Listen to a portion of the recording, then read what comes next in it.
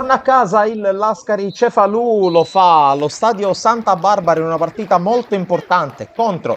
il Città di Casteldaccio, una partita che non va fallita per la squadra guidata da mister Zappavigna, il quale vede subito la sua squadra partire forte. Al quinto minuto c'è una palla gol gigante per Sferruzza che salta il portiere ma non riesce a depositarla nella porta vuota. Un minuto dopo il Città di Casteldaccia ci prova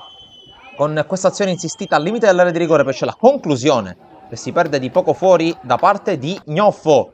11esimo, ci prova su calcio di punizione la squadra giallorossa con Dario Ribaudo che la fa girare ma non inquadra la porta e veniamo al minuto 23. Calcio di punizione per gli ospiti, Giglio la mette in mezzo, la palla spiova nell'area di rigore, viene allontanata solo temporaneamente, poi la rimette in gioco Petruzzelli, ancora una respinta, poi il tiro di voltaggio ribattuto e allora arriva con il gol dell'1-0 Ciancimino, il quale sblocca la partita e poi si lascia andare ad una corsa a perdifiato verso la panchina diretta da mister Grimaudo. Qui altra palla gol importante con voltaggio un paio di minuti dopo, ma veniamo al 45esimo, rimessa lunga battuta dal Città di Casteldaccia, la palla arriva al limite dell'area di rigore, ribattuto il tiro,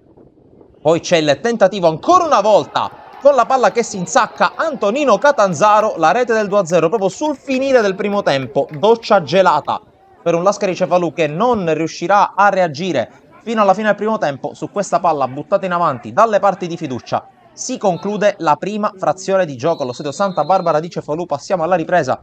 con all'11esimo una palla messa in mezzo, c'è un colpo di testa, poi la sfera che arriva a Zangara, il quale colpisce il palo, poi tenta di buttarsi nello spazio Sferruzza, viene messo giù. Il direttore di gara però non concede il calcio di rigore nonostante le proteste, ma passano 3 minuti. Calcio d'angolo per il Lascari Cefalù, arriva la smanacciata da parte di Macaluso sui piedi di Zangara che accorcia le distanze. C'è ancora mezz'ora per le speranze del Lascari Cefalù di riagguantare il risultato positivo al ritorno a casa, ma al minuto 70 su una sbavatura clamorosa da parte della difesa viene messo giù Giglio, la palla arriva poi al tentativo di Catanzaro che viene interrotto per il fuorigioco, ma l'arbitro concede il vantaggio e allora dà il calcio di rigore